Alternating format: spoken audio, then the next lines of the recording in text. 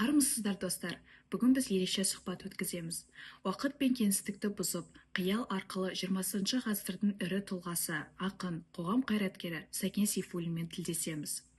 Қазіргі жастарға қандай кеңес айтар еді, сол жағын бірге біле отырайық. Сәлеметсіз бе, Сәкен аға?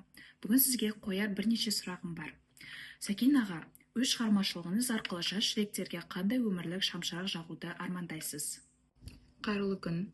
Менің өлеңдерім ол халықтың жүрегінен шыққан шындық. Тор қазақ, асау тұлпар, көкшетау поэмаларында ұлттық рух, табиғат сұлулығы, тәуелсіздікке ұмтылыс жатыр. Қазақ әдебиетінде тұңғыш реалистік повестердің алғашқы театр пьесаларын қалаған мен. Бұл жастар үшін еркін ойлаудың, батыр болудың үлгісі. Ал сіз қазіргі заманның жастарына қандай кеңес, қазіргі тілмен айтқанда лайфхак айтар едіңіз? Мен өзім бірнеше нәрсені айтқым келеді. Ең алдымен тілінді қадірле. Өз ана тілін құрметтемеген ұрпақ ұлттың іргесін сөгеді. Қазақ тілі сенің тамырын, өзегін, оны сен дамытып, насихаттауың керек. Екіншісі әрине білім алу. Білім ол бостандықтың кілті. Мен өзім Омбыда, Мәскеуде қазақ жастарының көзін ашуға тырыстым. Қазір ғой ол білім тегін, енді білімнің өз жемісі болады. Үшіншісі ол елге адал қызмет ету. Қазіргі кезде атақ пен ақша өткінші, ал ел үшін жасаған іс ол мәңгілік болып есептеледі. Әр қазақ баласы халқының болашағы екенін ұмытпау керек. Төртіншісі сен өзіне сенімді болуың керек. Мен 23 жасымда елге қызмет ете бастадым. Қиындықтар көп болды, бірақ одан да қорықпадым. Сендер де жалындаған жастықты өткізбесеңдер екен деп ойлаймын.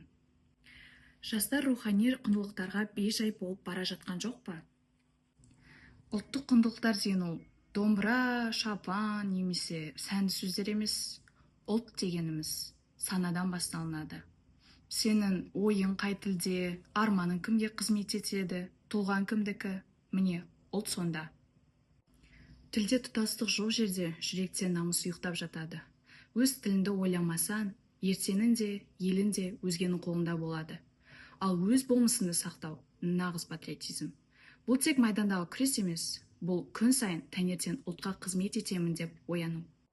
Сенің сыртың сәнді болсын, бірақ ішкі мазмұның қазақтың рухымен толы болсын. Ұлтқа қызмет ету үшін шенді болу шарт емес. Ұлтқа адал болу шынайылықтан, намыстан, рухтан, қазақилықтан және әрбір адам ұлтқа қызмет етемін деп оянуында. Сәкен аға, сізге мыналғыз.